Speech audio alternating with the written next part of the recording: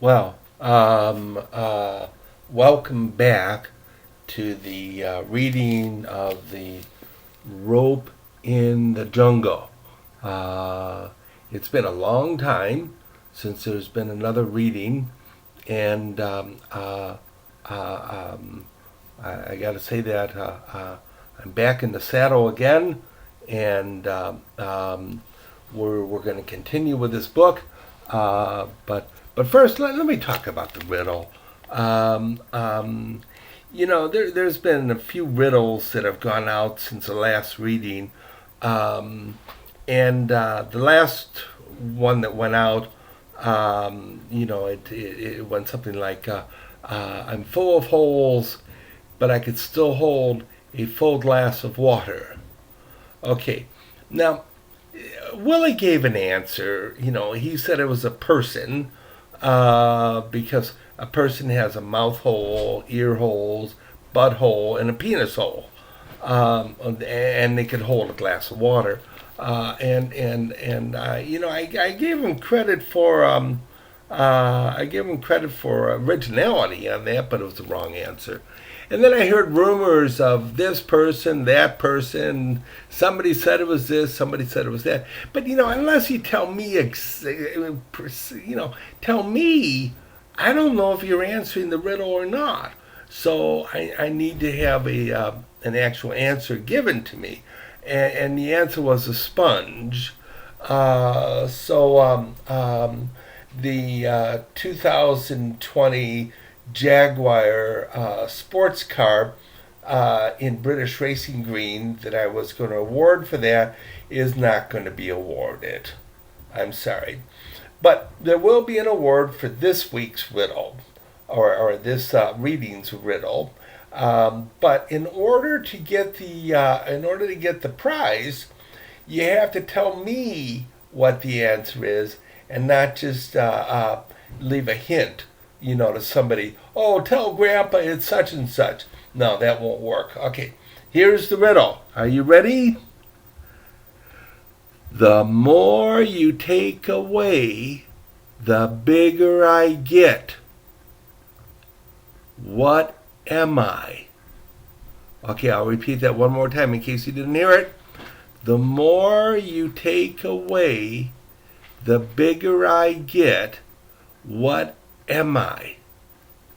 All right, and rules are you have to tell Grandpa what the answer is. Not say hey yeah, I know what that is. It's such and such. Yeah, tell Grandpa about it. No, that won't work. You won't get the prize. Okay, and all right, and then on the subject of water or coffee, I'm not drinking coffee anymore. But I got this stuff called. Let me see if I can put it on there.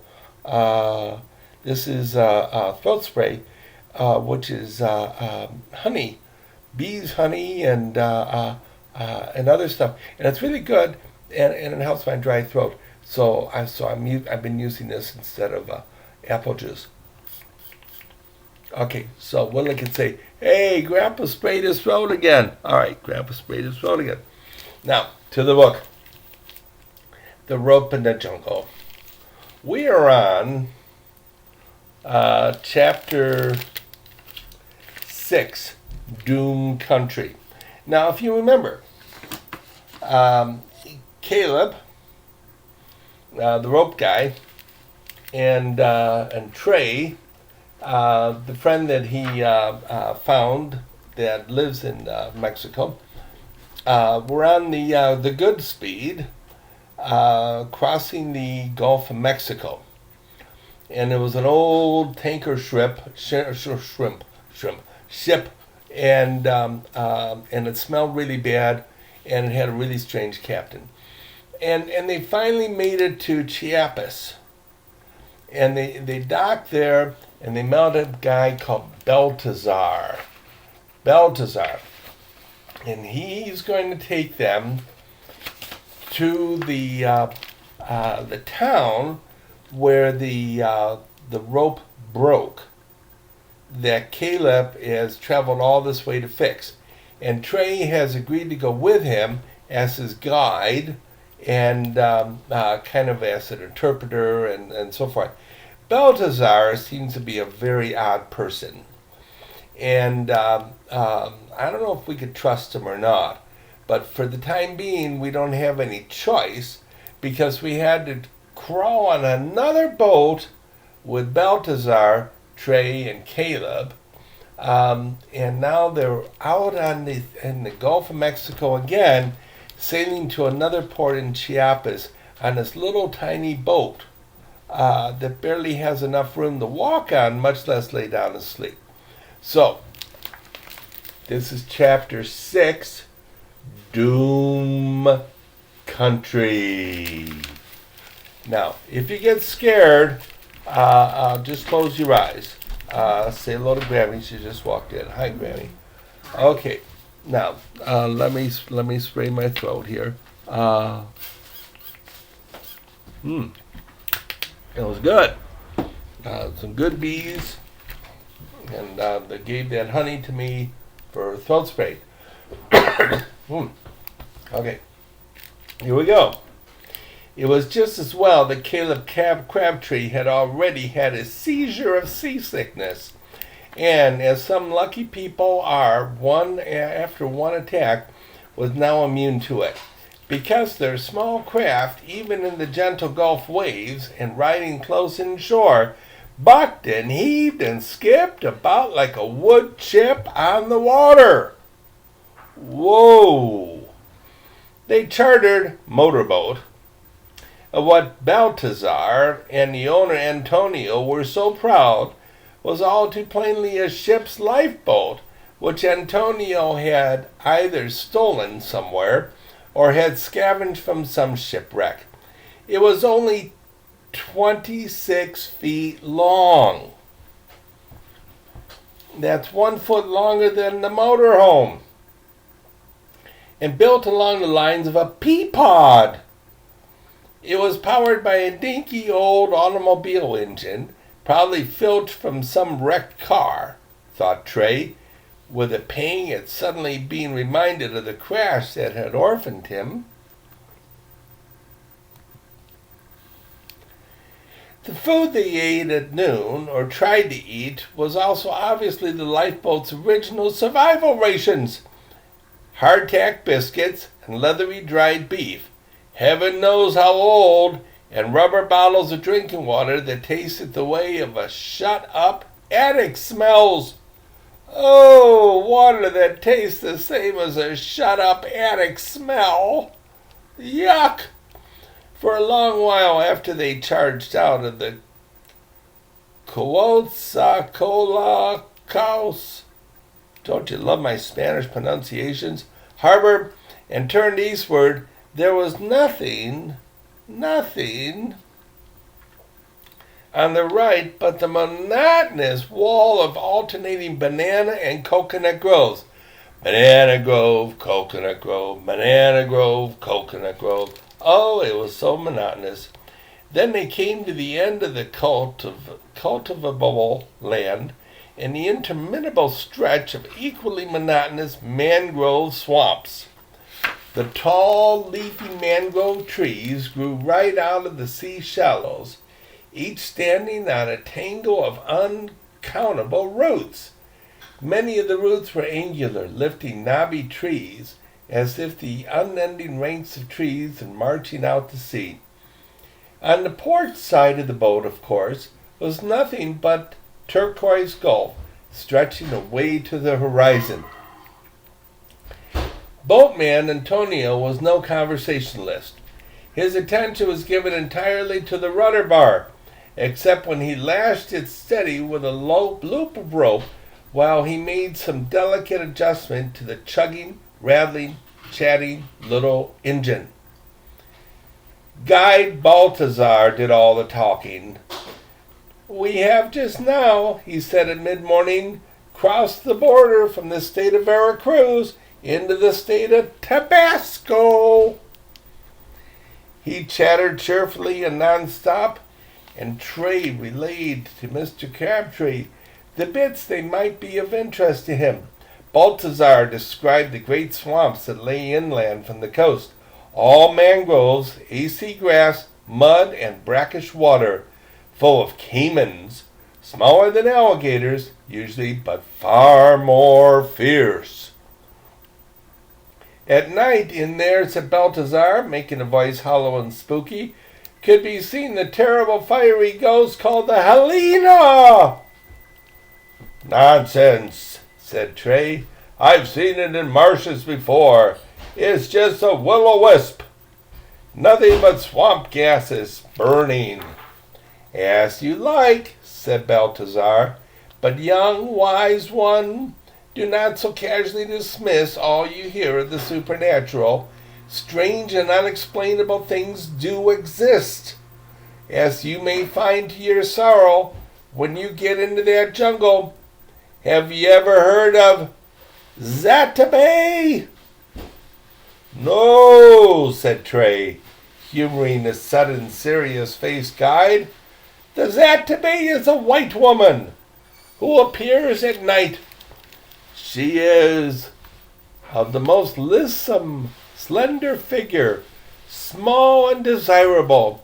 She wears a brooch, a shawl over her head and shoulders. Her face is hidden. Oh! And she never says a word. But her white hands beckon you, and you know she must be beautiful. So you move slowly forward to glimpse her lovely face. You take no more than a few steps and zap! You are in quicksand. Sinking, doomed, being sucked down forever. Help, help, I'm in quicksand. Zataba watches you calmly, never making a sound. But at the last, just before your head goes under, she drops her brooch, and you see your face. Senorita! Her face is a skull. Arr! Tray felt like asking how this was all known. If the Zetabas, every victim was fathom deep in quicksand, but he merely promised to keep an eye out for her. Balthazar talked on about the rigors it had cost him to meet them in Quetzalcoatl. He had to hack his way with a machete westward through the jungle called the Lacadona to the town of San Cristobal. There he had been fortunate enough to procure a horse and ride bareback. He told them northwestward, across the central plateau, until he reached another jungle, the Selva Negra. Though this one was more ominously named the Black Jungle, it was not so dense and terrifying as the Lacadona. Oh, this is getting scary, folks. If you're scared, you could put a blanket over your head. It was too much for his horse, though. He had to leave that in a friendly Zicateco village and proceed again on foot, hacking through the jungle, then trudging across the dreary barrens of the isthmus, then sloshing through the marshes of the Cotazacola River Delta, until he came at last to the seaport. All this time he had to keep a sharp lookout for hostile natives, by day and by night, for such a menaces as the highly seductive Zataba, because he didn't want to fall into a puddle of quicksand. There he was, the indomitable Balthazar, where he was bidden to be, at the dockside, waiting to greet them. Good old Balthazar. I don't know if we could trust him or not, though. He's kind of creepy. Waiting for a consignment of wire rope, he means, grunted Mr. Crabtree. When all this had been translated, How in creation did he expect to lug a 9-ton burden all the way back again? Trey inquired. Baltazar said, well, he had already arranged for the motorboat to get him and the rope some way up the Usumacinta. From there, he shrugged. Have you ever seen the four-eyed fish of our jungle rivers? He asked Trey. It floats on the surface, two eyes looking for insects, two eyes looking down beneath the grubs, beneath water. Baltazar seemed ready and willing to talk about anything under the sun, except the mysterious Robert the Code projects and that broken rope in the jungle. The broken rope in the jungle. The moment the sun dropped behind the landward horizon, though the sky was still bright and would remain so for some time, Antonio maneuvered closer to shore to look for a landing place. He found it at the eastern end of the Laguna Machona, a broad lagoon separated from the sea by a narrow sandbar. He cut the engine, and he, Trey, and Baltazar leaped knee-deep into the surf before the boat lost way, to manhandle it as far up the beach as they could. Then, while Antonio wandered up and down the strand collecting dry driftwood for a fire, Baltazar said, I am glad we landed at this spot. There is something near here worth seeing, and we have light enough to see. If you would like to follow me, follow me, he says. He led them along the sandbar to the back of the lagoon, then southward inland. The sand became solid earth. Excuse me.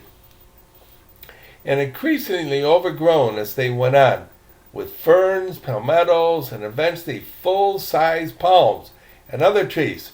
They were quite surrounded by forest, and in here the remaining skylight was dim and green, when Baltazar stopped and pointed. Stop! Point! There, looking at them, was a head, but a head that belonged on the shoulders of Atlas or Garanchal, Gargantua, or some other giant of legend. It was of stone, and it was fully as big as the hotel, but Trey and Caleb had slept at the night before. It was capped by a hat resembling a football helmet. Its round, almost baby chubby face had slanted oriental eyes, a broad, flat nose, exceptionally thick lips, set in a petulant downturn. In the eerie green light under the trees, the stone head seemed to wear a living look of disapproval at the intrusion, and the meaty lips seemed to open and order them begone. Folks, this is scary. And if you're not scared, I'm scared. I wish I had a blanket to put over my head. I have no blanket to put on my head. Golly, said Trey, and Mr. Crabtree made some similar exclamation. Is the body of it underground? No, said the guide. There is only the head. There are more of them all up and down this coast, some even bigger. Now I am really getting scared, folks. Trey said, I've never seen an Indian, an indigena, anywhere in Mexico with a face like that. It could be an African Negro. It could be Chinese. Nor has anyone else seen such a face alive, confirmed Baltazar. The Indios, he stressed the word with disdain. The Indios hereabouts say the heads were left by a vanished race, a race called the Olmec. And the ignorant Indios believe the Olmec must have been giants like that. Well, I hope we don't meet any. Oh my.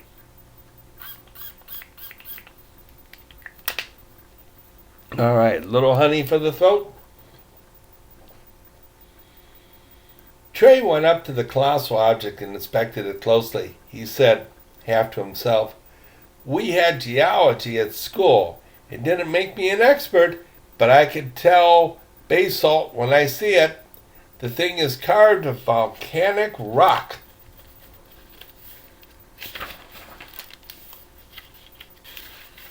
How many more pages in this chapter? Oh, this is a long chapter, folks. Okay. There are no volcanoes, not even a dead one, within 100 kilometers of here, Balthazar shrugged. "But there are volcanoes," Trey persisted, "farther south, near the region where you just come from." "That is so," said Balthazar, yawning. "Yawn! The one called Takata. I have read of it. It erupted in the very year I was born." "Then if this stone came from down there," murmured Trey, remembering that what the irate Zua tribesmen had told him, "how did the Olmec get it up here?" "There were never any such people as the Olmecs," said Balthazar, sounding almost angry. "They are a myth, invented by the modern-day Indios as stupidios. This was all Maya country. From here throughout Chiapas and the Yucatan, always, throughout all of human history."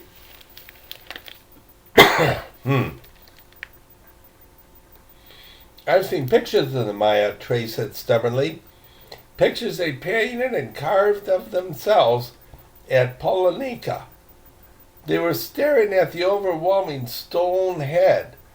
That is no Maya." "The light is going," said Balthazar. So we must leave too." They emerged from the forest to see that Antonio had built a good-sized campfire on the beach near the boat. "Hope it's not too close to the boat or the boat will burn up."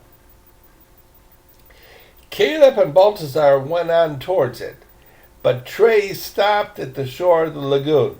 He had brought with him his landline and hook and a strip from the lifeboat canvas beef to bait it with. When he joined his companions at the fire, 20 minutes later, he was carrying 4 fine snappers. Antonio called them hukanikonakas. He could have called them king cobras, and the hungry Trey and Caleb would have eaten them. It was the first real meal the two of them had since leaving the Godspeed, and the tastiest since the last dish of flying fish. They turned in immediately after eating. There were no trees nearer to the forest than the great stone head from which to sling the hammocks. So Trey and Mr. Crabtree simply rolled up into the serapes on the sand. It was an uncomfortable night.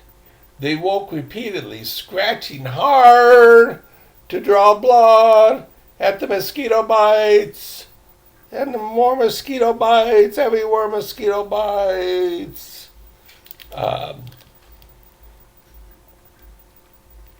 the mosquitoes attacked them. They were deadly.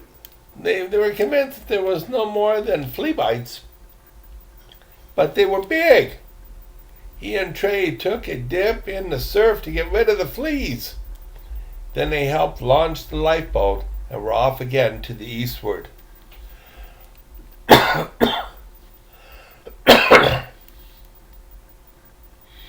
the next sundown, the boat rounded Punta Frontera, and suddenly the waters around them were no longer a clear blue-green, but a murky greenish-brown. They had turned into the river mouth, or rather rivers' mouths. They were both the Usamusinta and the Caribjalava, empty into the Gulf.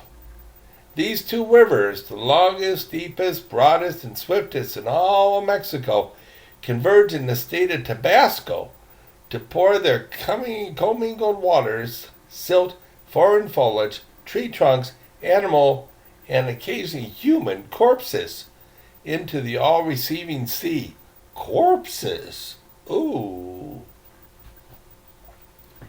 Against the combined and mighty current, the little motorboat had to labor valiantly to chug and chuff and chuff and chug 8 miles upriver to make the town of Frontera just at dark. It was why I engaged Antonio to take us away inland, said Baltazar. To breast this accursed current, once we get to where the rivers come together and turn up the fork that is the Usumacinta, we shall have only half as much current to contend with, and can do it paddling the Cayacu. The town of Frontera would have been called a hamlet anywhere else. It consisted of a few dozen dwellings, a couple of cantinas, taverns, and grocery stores, a fishing gear store, a hotel of about the same class as the Val Grande, which they slept in the other night. And all of these were built of bamboo and thatch, and about 3 dozen fishing crafts, mostly kayakos, fitted with homemade sails and pulled up on the bank. While Antonio steered the lifeboat in toward the town, there was one man standing on the foreshore, and he helped them haul the boat up to a safe berth. There, Trey took a good look at the man's profile. His hawk-billed nose, the receding chin, the long hair wound in a braid around his head, and especially the forehead that sloped steeply backward, deliberately deformed or beautiful, a Maya would say, for a board bound to his head when he was just a baby. They put a board on his head and flattened it when he was a baby. Now there's a real Maya face, Trey murmured to Baltazar. Would he perhaps be Lacandon, one of the descendants of the Maya? No, grunted the guide. A Lacandon would be too lazy to lend us a hand. He went on with a trace of exasperation. Where does everybody get the notion that the Lacandons are the only remnants of the Maya?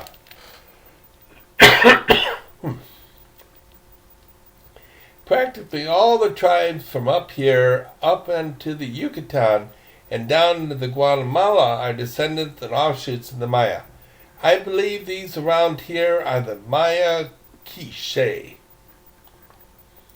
Frontera had no street lamps.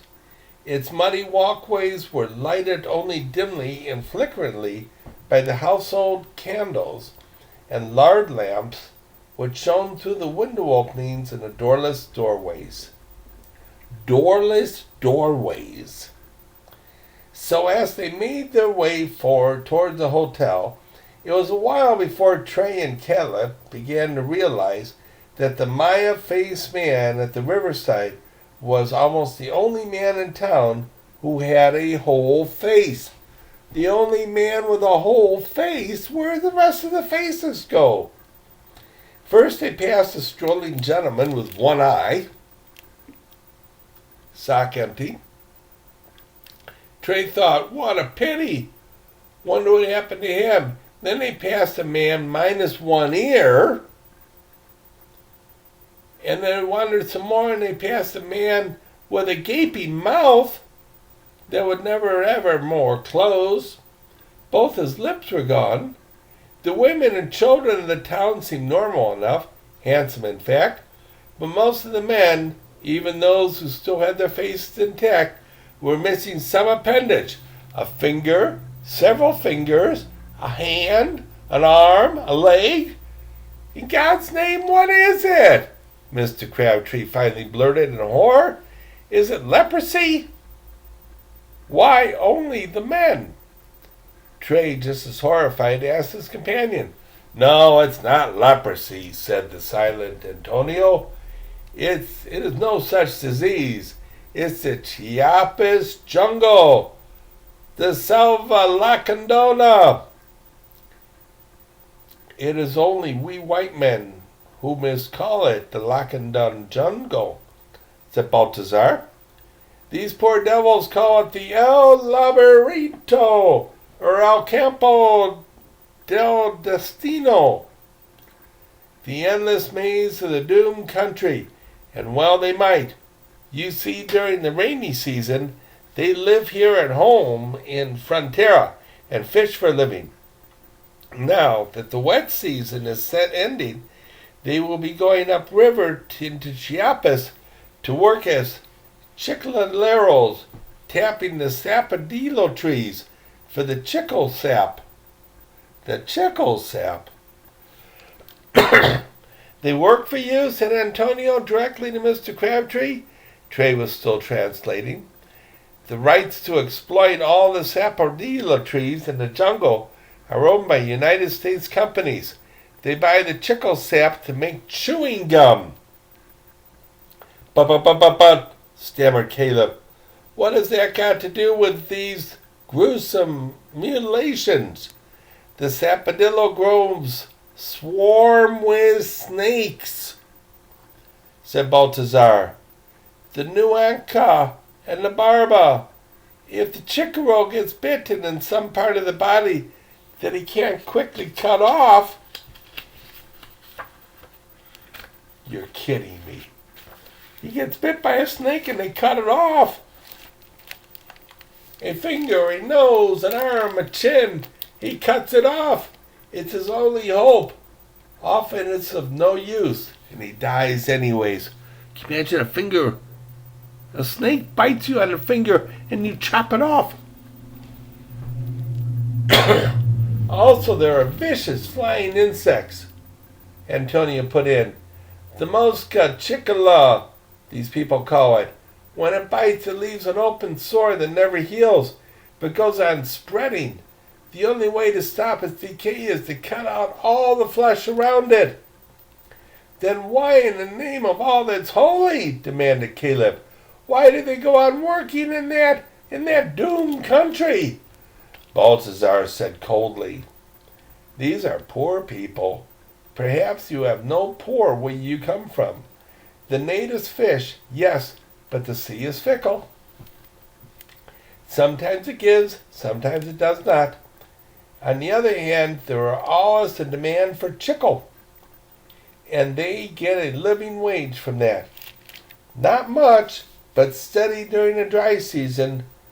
So they climb the sapodillo tree and slash from them and collect the sap and dribbles out and congeals into blocks. And your chewing gum companies buy it. These children, you see here, they will be chicaros too when they are old enough, 10 or 11. And, said Antonio, a chicaro dangling from a belt at the top of a tree cannot easily dodge a snake coiled in its branches or a mocha chicalilla flying by.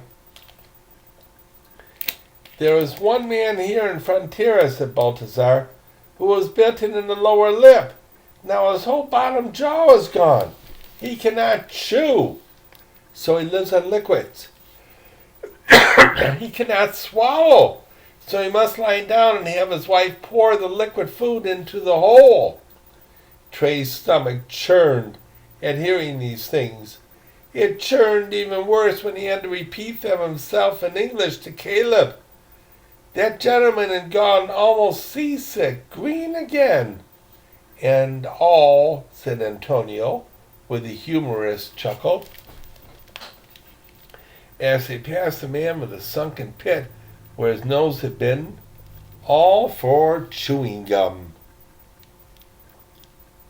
The next morning again, at first dawn, they resumed their clugging and sluggish progress upriver.